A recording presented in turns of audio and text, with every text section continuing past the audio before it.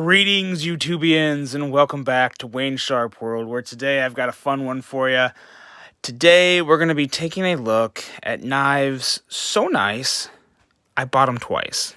Now, this is an idea that I got from Slicey Dicey. I believe he had the original idea for knives so nice, I bought them twice. I remember first seeing it from him. I thought it was a great topic, but it was also one of those topics that I personally felt was very original. Never seen it anywhere else. So I did reach out to Slicey. I asked him for his permission, and he gave it to me.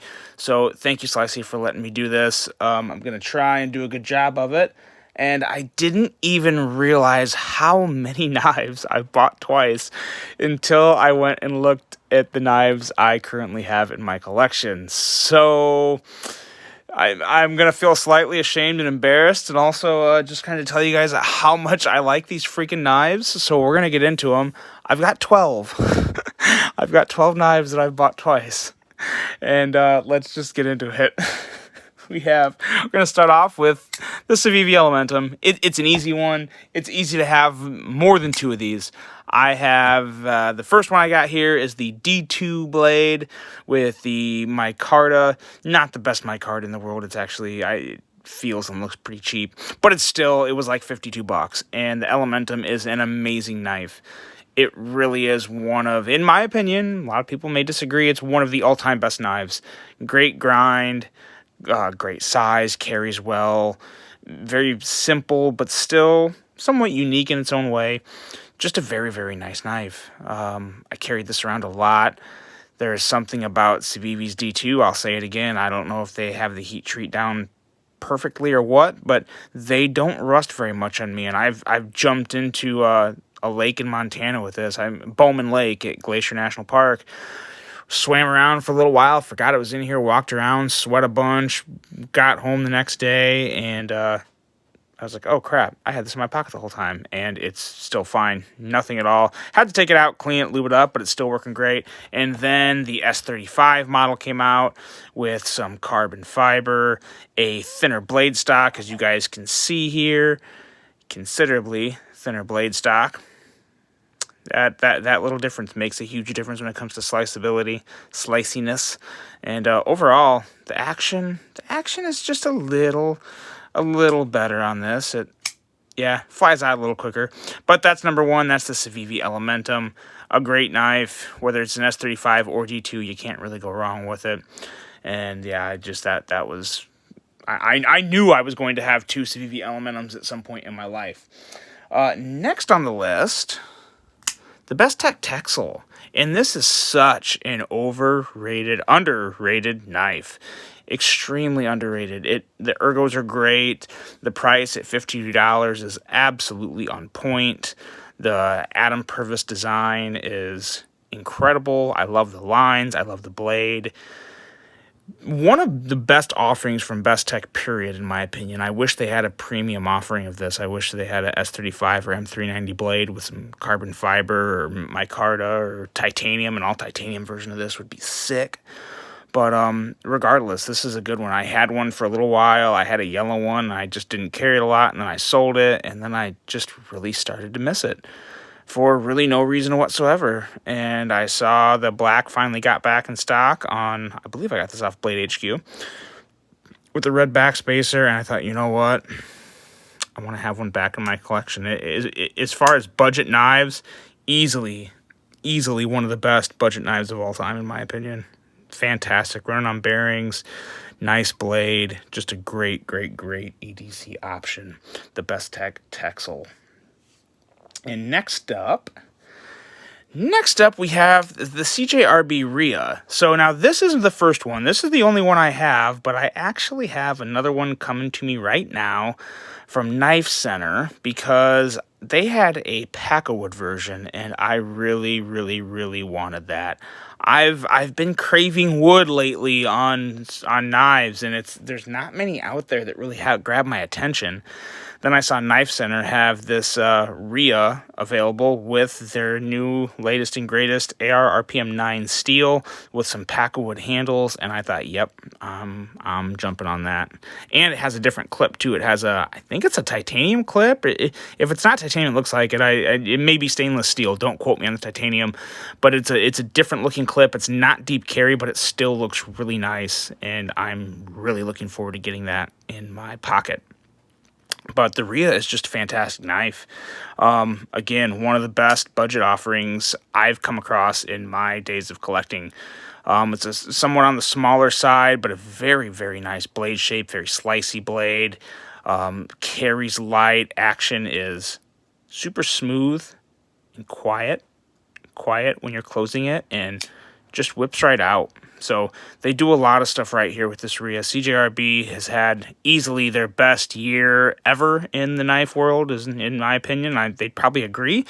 They've had some amazing releases this year, and they're going back to some of their better models, more popular models, and making them better with materials, collaborations with other knife companies or knife retailers, and they're doing a very, very good job indeed. So that's the CJRB Ria. And next up, we have the Real Steel Metamorph. The G5 Metamorph, to be precise. And this is an OSTAP Hell design. I originally got one from Indiana Knives. They had an exclusive with some, it was blue G10, then I got a Cerakoted model. And I really liked that one. I carried it a lot, and then I kind of just got tired of it and sold it.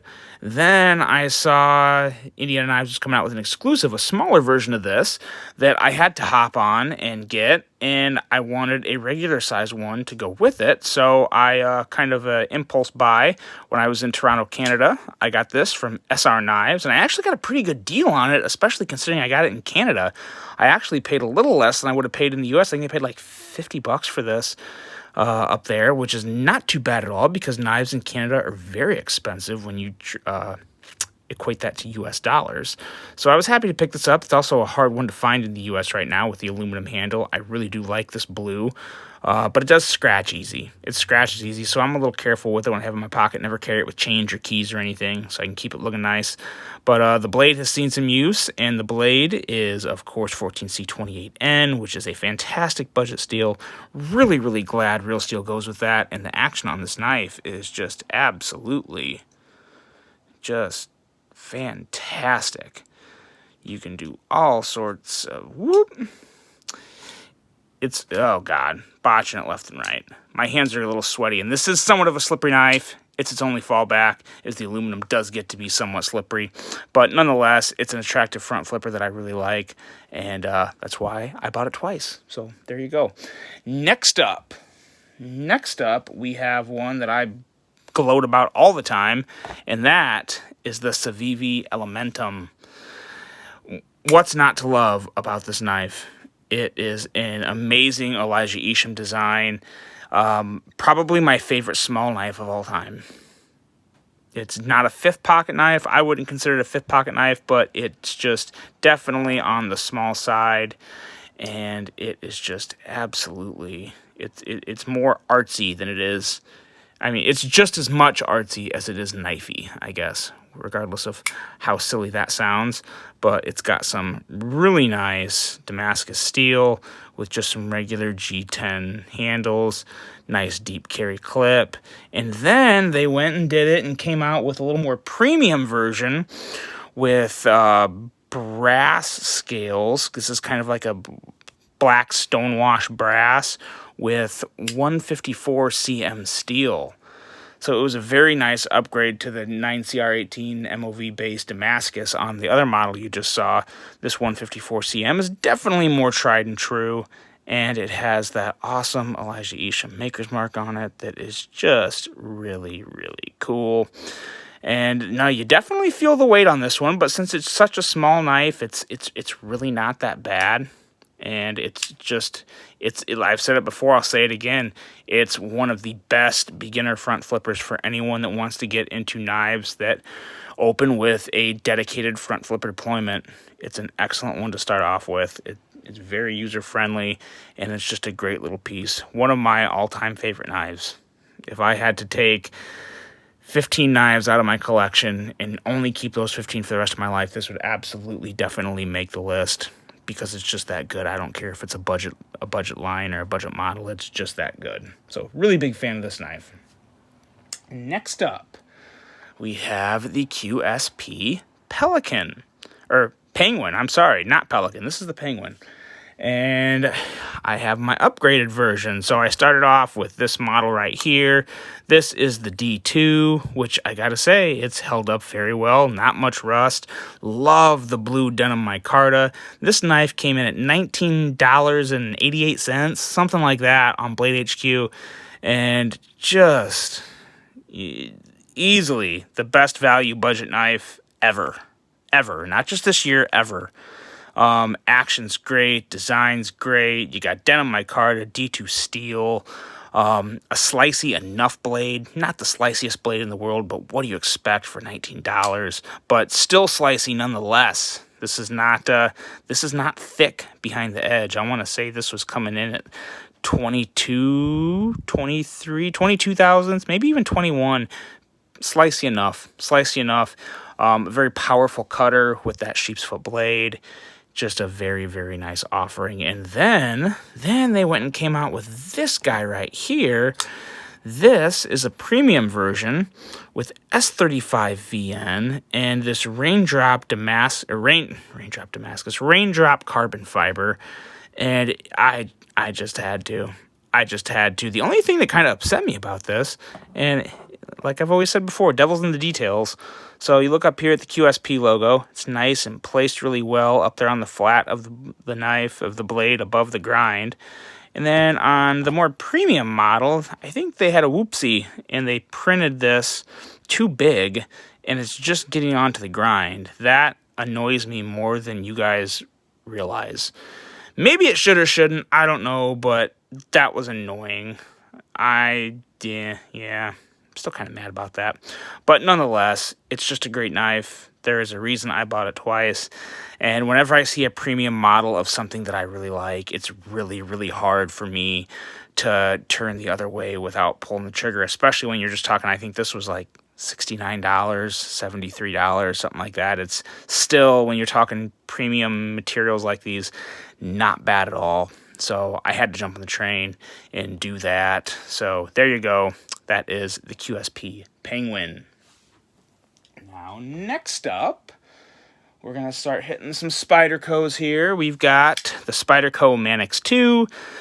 This one, I upgraded my old version to the CPM S110V because I really wanted some 110V in my life, and I thought this was a good option for it. I like the blurple, especially when you pair that with a Lynch bronze titanium clip. And this version itself was bronzed. I don't know.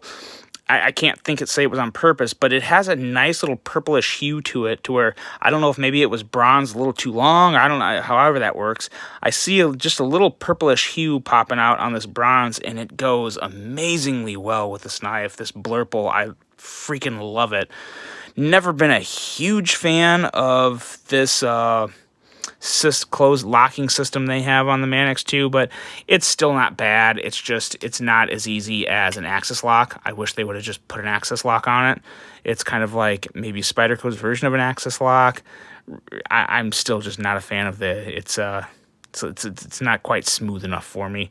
But nonetheless, the Manix 2 is still one of the best EDC knives of all time, in my opinion. It's extremely underrated. The only thing that would make this better is if they put some type of axis lock on here and also got rid of these liners. Found a way to make the knife lighter, which I know they have. They've come out with the lightweight Manix 2, but you guys, I've told you before, I absolutely hate Spyderco's FRN. I'll never buy one. So that's just kind of where I sit on that. I'm not changing my mind. But nonetheless, still a great knife. The original one I had was just the black scales with S30V that I put some Punisher scales on, and I really like that too. I really wish I still had those scales, but I sold that one, and then I wanted to upgrade, so I got this guy right here, and I'm still happy I did because it's a sweet carry and a really, really great knife to put a Lynch clip on because it absolutely, look at that, I mean, it disappears in the pocket when you put that Lynch clip on it. So very, very nice job by Lynch, and just a great Spyderco knife. Next up, getting into some Giant Mouse. This is the Giant Mouse Ace Biblio in canvas, natural canvas micarta. I actually had another knife just like this, literally just like this, and a while back I did a video on what's my daily banger, and I said previously it was my Biblio, and moving forward it probably is my quiet carry waypoint. The reason this is my second is my first one, I just used the crap out of that to where the micarta was just starting to wear. And I was using it in real sweaty, salty, nasty conditions, and I wasn't maintaining it as well as I should have. I didn't disassemble it enough, this, that, the other. But I just really beat the hell out of it. By far the heaviest use I've ever had on a pocket knife, and it just because I wanted to stay in my pocket because I liked it that much.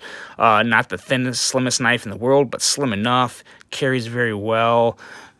Awesome M390 blade. Giant Mouse does an excellent job with their heat treating. They have a really nice jimping up here on the top of the knife, on the spine, and it's a great knife. It's just a fantastic knife with excellent design, very fun to fidget with. You can do all sorts of different deployment options.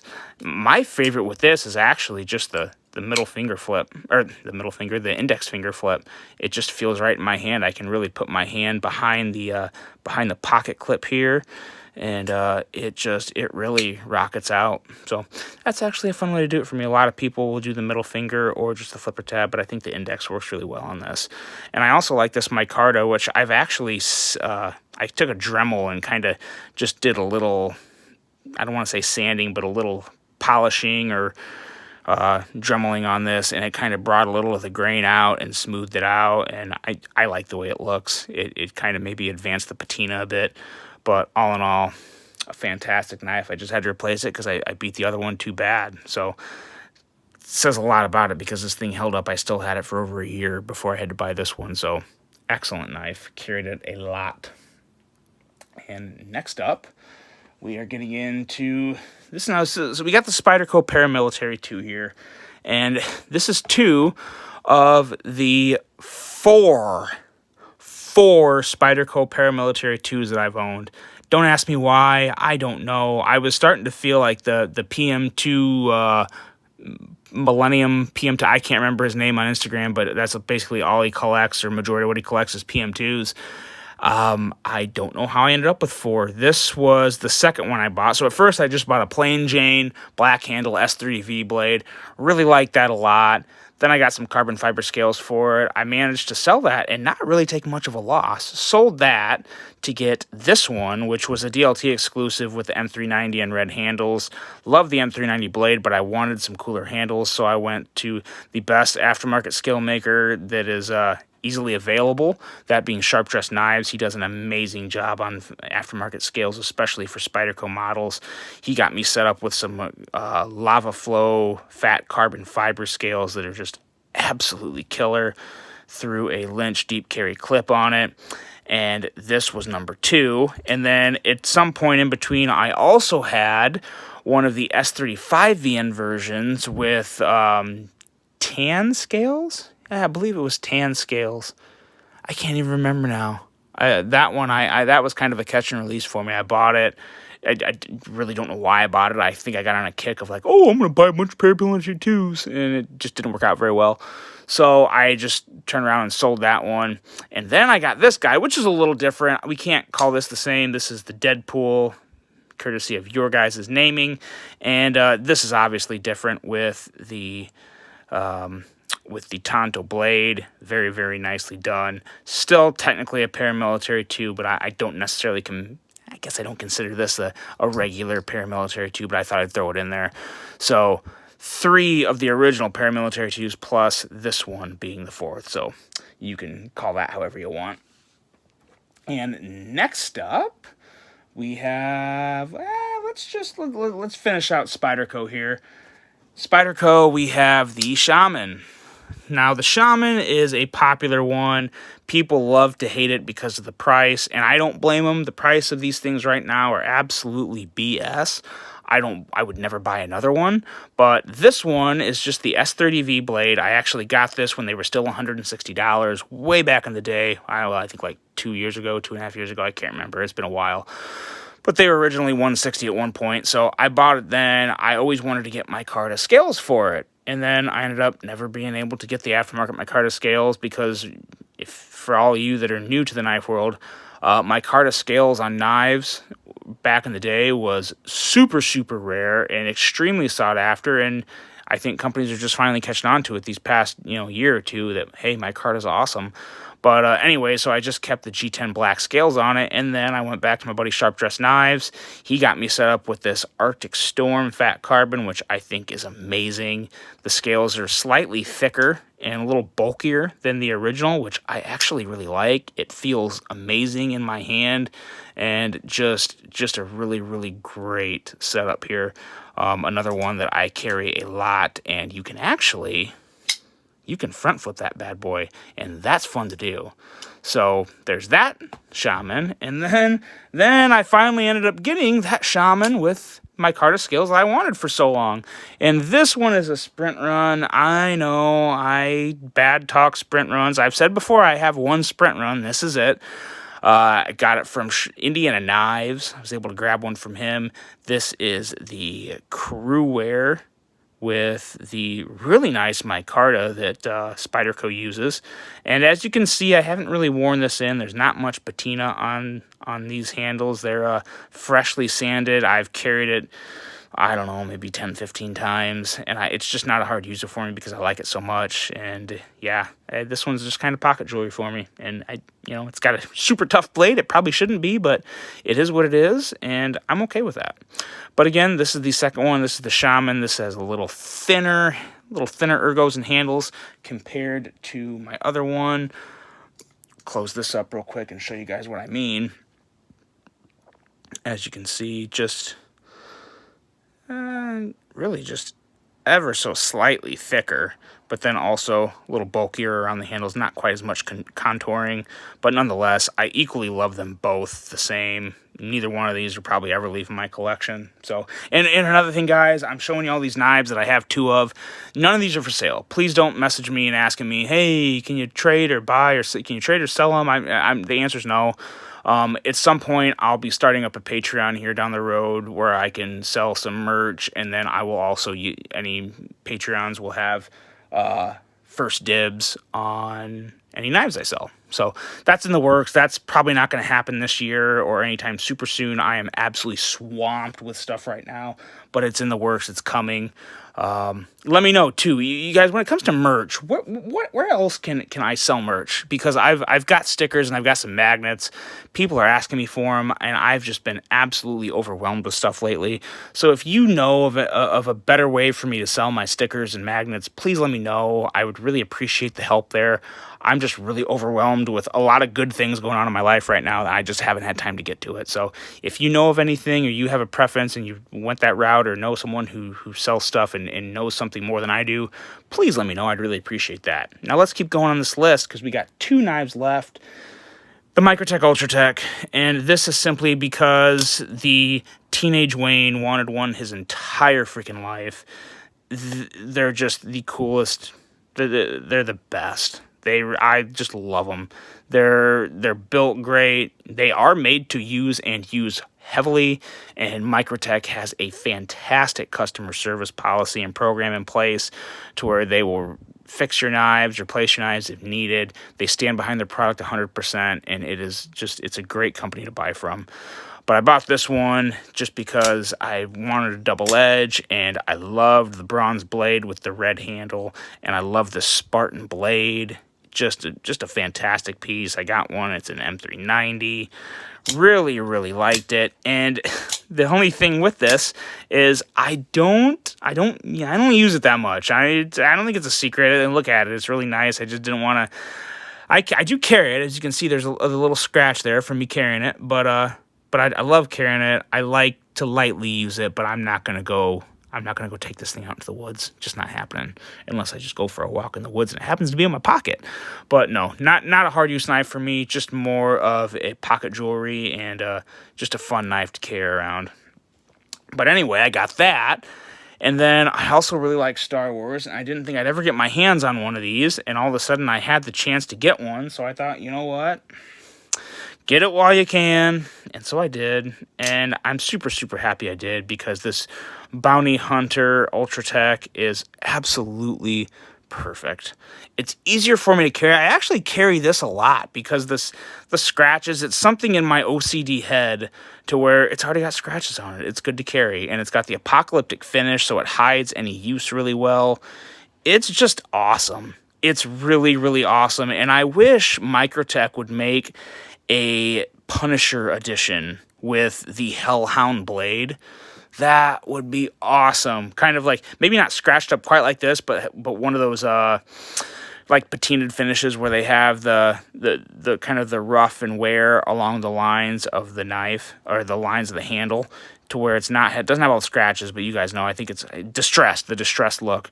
Have a nice little Hellhound blade and a Punisher emblem lasered in there like they do on some of their other knives. Oh, you guys, Microtech, you should do that, because I'd buy one and everyone else would buy one, and it'd be a really good idea. Smart business move for you. Please do that, mainly just so I can have one, but I've always wished they'd come out with one. But that's the Microtech Ultratech. That's fulfilling a childhood fantasy, and it was quite... I definitely remember buying this, and buying the first one, I was like, yes, I finally have one. So when you have one Microtech, they tend to multiply, and that's the case here. And that's also the case with this last knife, my Microtech Socom Elite.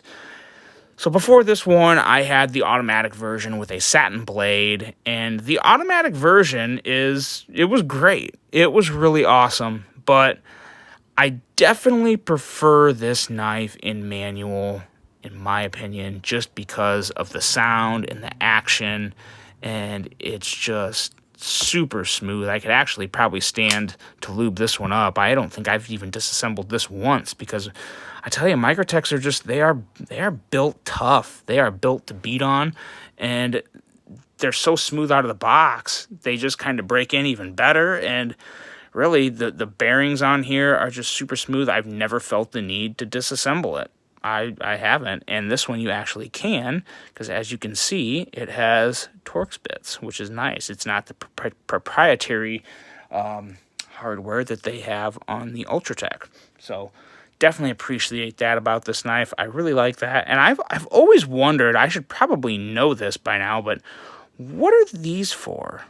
Is this to mount onto something, or what is this little extra thing here all about? I don't know. I'm sure you guys know. I probably should know, but I don't. So let me know in the comments what this raised section is with these screws here. Because when I look in, I don't really, I mean, yeah, I see it's holding this down, but again, why is this elevated? I don't know. I'm curious to know. So if you could tell me, I'd appreciate that. But the Elite is just, it's awesome. It's just great. And I love this automatic or manual version. Super, super strong built. One of the last knives, if I had to pick one knife for the rest of my life, this would be in contention. Don't know if it would be it, but it would be in contention for sure, because of just the looks, overall versatility, durability. It's just a good one. It's a really good one. One of the very few knives I don't mind being tip down carry, because it just happens to work that way. I don't know how else to say it. It just works. But that's it, guys. Those are knives so nice. I bought them twice. Let me know. I'm sure you guys are all guilty of this too. What knives are so nice you had to buy them twice? Let me know in the comments. I look forward to hearing that from you. And until the next one, I'm out.